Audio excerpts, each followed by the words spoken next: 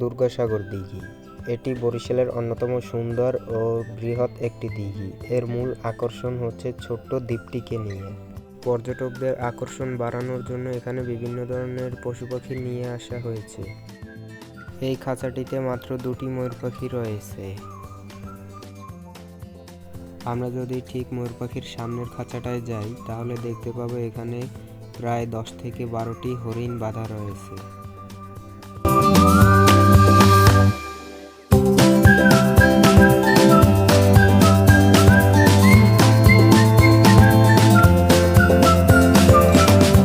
দুর্গাসাগর এবং গুঠিয়া মসজিদ বা বাইতুল আমান জামে মসজিদ নিয়ে আজকের এই ব্লগের মাধ্যমে আপনাদেরকে A to Z তথ্য দেওয়ার চেষ্টা করব। তো এই মসজিদটি বাংলাদেশের মধ্যে নয়, আমার মনে হচ্ছে যে এশিয়া মহাদেশের মধ্যে একটি সুন্দর এবং একটি উল্লেখযোগ্য একটি মসজিদ।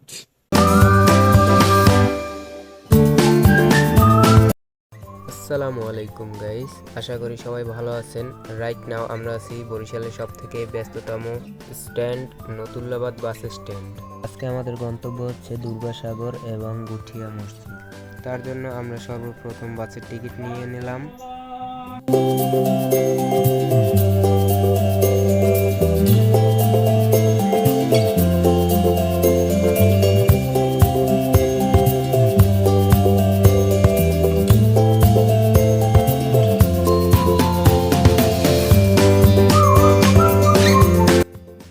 ইতিমধ্যে আমাদের বাসটি গন্তব্যের উদ্দেশ্যে রওনা হয়েছে।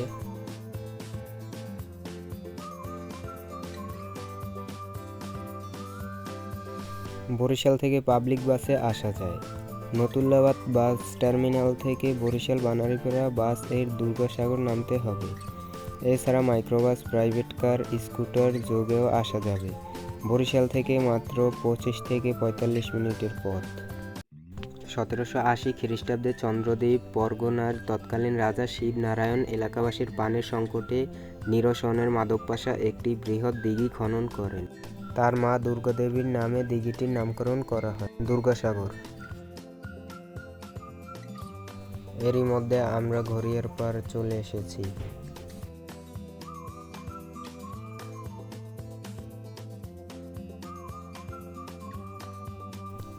এটা হচ্ছে ঘড়িয়ার পার, আর এটা হচ্ছে আমাদের আজকের বাস, ঝিনুক বাস। আপনাদের বিভিন্ন তথ্য দিতে দিতে আমরা এরই মধ্যে চলে আসলাম দুর্গাসাগর। এটি আব্দুর রব সেরনিয়াবাদ গেট। এটি আপাতত বন্ধ রয়েছে। আমরা মেইন গেট থেকে প্রবেশ করব। মূলত এই দেয়ালের ওপারেই রয়েছে দুর্গাসাগর দিঘি। আমরা মেইন গেট থেকে একটু পরেই প্রবেশ করব।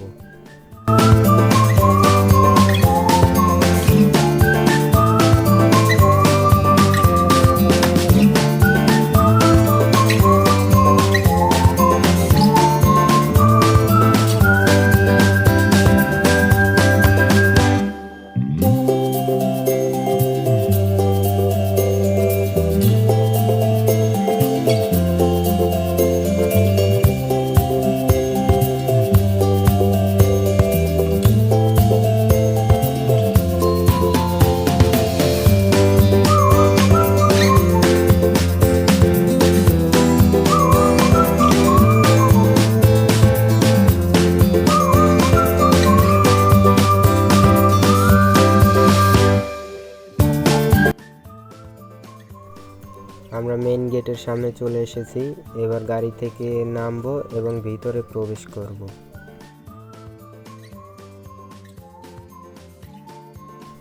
এটি দুর্গাসাগরের মেইন গেট। অবশ্যই এইখান থেকে প্রবেশ করা লাগবে এবং টিকিট সংগ্রহ করা লাগবে।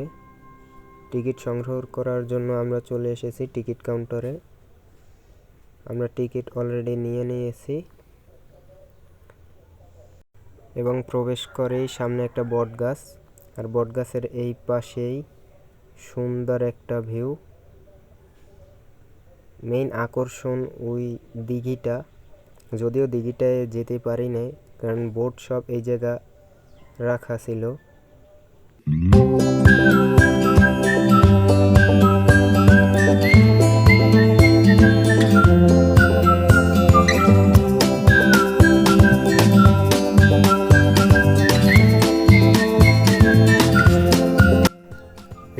স্বাস্থ্য কেন্দ্র। এখানে পর্যটকদের আকর্ষণের জন্য বিভিন্ন ধরনের পশু পাখি নিয়ে আসা হয়েছে। প্রথম খাঁচাতেই দুটো ময়ূর পাখি রয়েছে।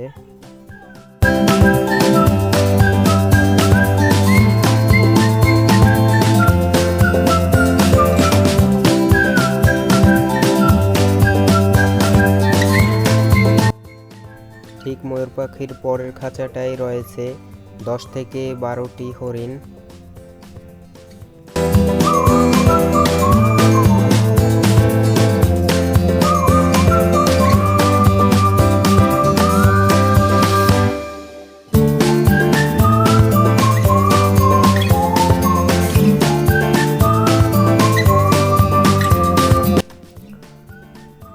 ঠিক তার পরের খাঁচাটাই রয়েছে দুটি উট পাখি।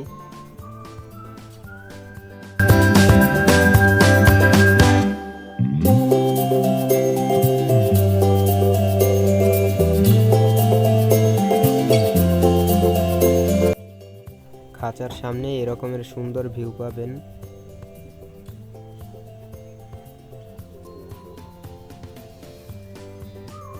এখানে বাচ্চাদের জন্য 2 থেকে 3টি মিনি পার্ক রয়েছে। আরো রয়েছে বানর, এখানে 3টি বানর রয়েছে।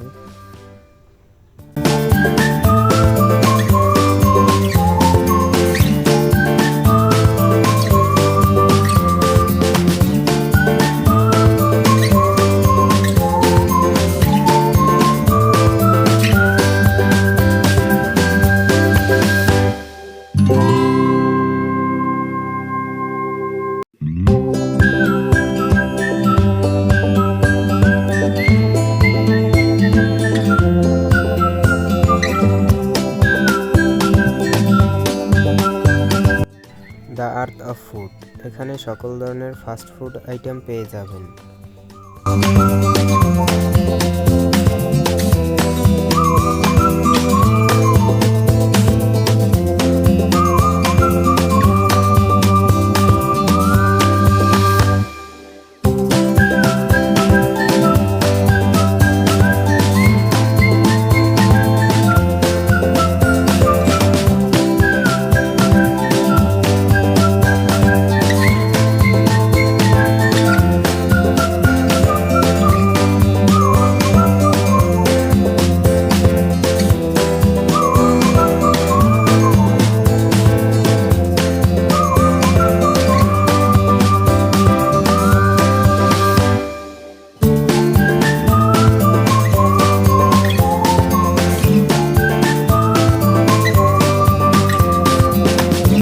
দুর্গাসাগর দিঘিতে মোট 4টি সিঁড়ি রয়েছে।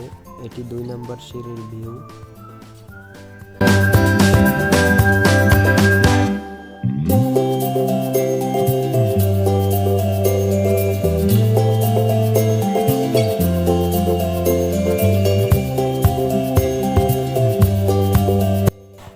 আমরা এখন দুর্গাসাগর থেকে বের হয়ে যাব, দেন গুঠিয়া মসজিদ বা বাইতুল আমান জামে মসজিদে যাব। দুর্গাসাগরের গেট থেকে বের হয়েই এই জায়গায় বাস অথবা অন্যান্য গাড়ি পেয়ে যাবেন। আমরা একটি মাহিন্দ্রা করে গুঠিয়া মসজিদের উদ্দেশ্যে রওনা হলাম।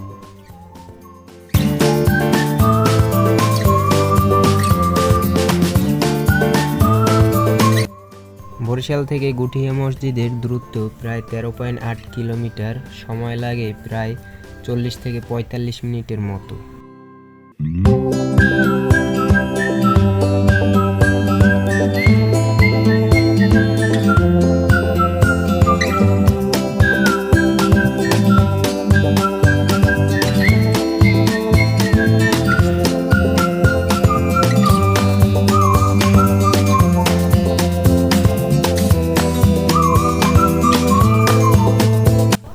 বলতে বলতে আমরা এরই মধ্যে চলে আসলাম গুঠিয়া মসজিদ বা বাইতুল আমান জামে মসজিদ।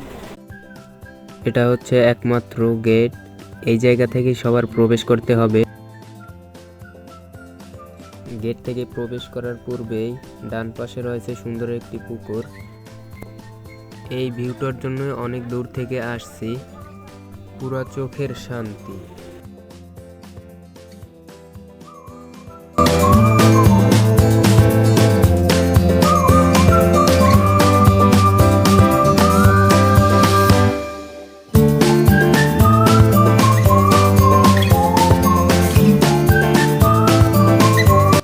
আপনারা কেউ পার্সোনাল গাড়ি নিয়ে আসলে এই জায়গায় পার্কিং করতে পারেন, এর জন্য কাউকে কোনো টাকা পয়সা দেওয়ার প্রয়োজন হয় না।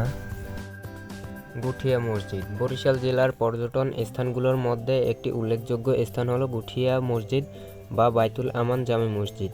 এটি বিংশ শতাব্দীতে প্রতিষ্ঠিত এশিয়া মহাদেশের মধ্যে সপ্তমতম সুন্দর মুসলিম স্থাপনা। এই যুগে কোনো সরকারি উদ্যোগ ছাড়া কোনো ব্যক্তির পক্ষে এত অর্থ ব্যয় করে ধর্মীয় প্রতিষ্ঠান নিদর্শন প্রায় নেই বললেই চলে। এটি মসজিদের পিছনের অংশ। এখানে সুন্দর একটি হেলিপ্যাড রয়েছে।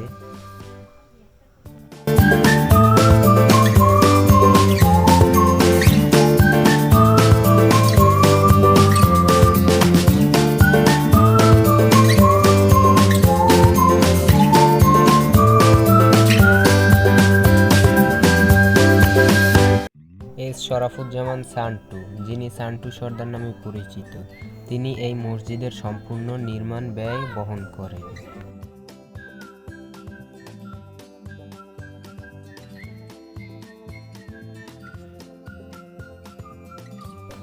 গুঠিয়া মসজিদ বা বাইতুল আমান জামে মসজিদ এর নির্মাণ কাজ শুরু হয় 16 ডিসেম্বর 2003 সালে এবং 2006 সালে মসজিদটির কাজ সম্পন্ন হয়।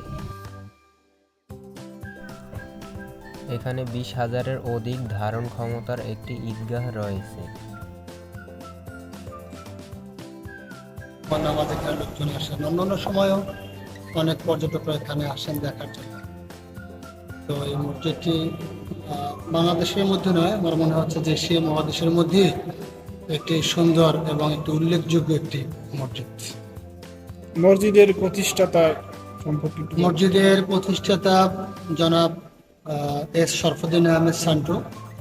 উনি একজন ব্যবসায়ী, একজন শিল্পপতি, একজন শিক্ষানুরাগী, সমাজসেবক, রাজনীতিবিদ। তো উনি বিভিন্ন দেশ থেকে অভিজ্ঞতা নিয়ে মূলত এই মসজিদটি করেছেন।